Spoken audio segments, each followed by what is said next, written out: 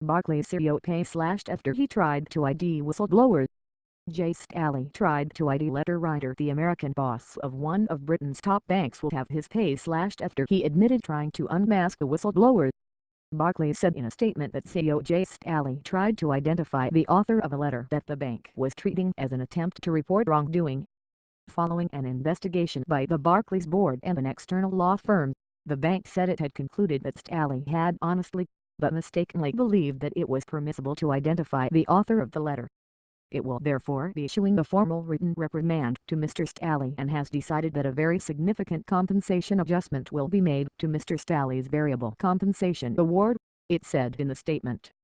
Staley's total pay came to £4.2 million, $5.2 million in 2016, including bonus, benefits and pension payments.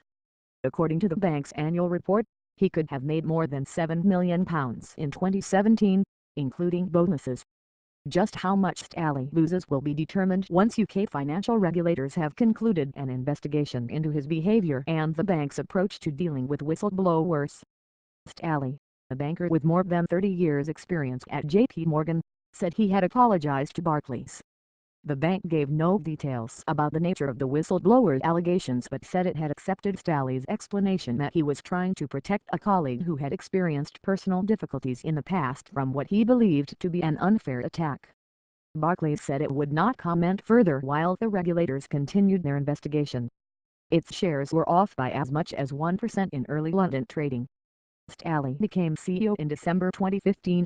Succeeding Anthony Jenkins, who had spent 3 years trying to overhaul Barclays following the departure of his predecessor, Bob Diamond, in the wake of a major interest rate rigging scandal that cost the bank billions in fines. But the bank is still struggling to shake off the legacy of past misconduct. In December, it was accused by a U.S. prosecutor of defrauding investors who bought mortgage securities from the bank before they blew up during the financial crisis. Earlier last year, Barclays agreed to pay tens of millions of dollars to settle charges that their so-called dark pool trading platforms gave unfair advantage to high-speed traders who used them. And in late 2015, Barclays was slapped with a record UK fine for trying to keep a huge deal with super-rich clients in 2011 to 2012 so secret it bought a new safe just to store the documents.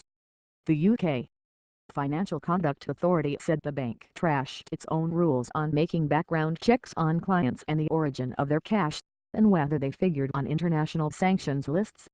Barclays was also one of 5 banks fined in 2015 for trying to rig foreign currency markets in their favor.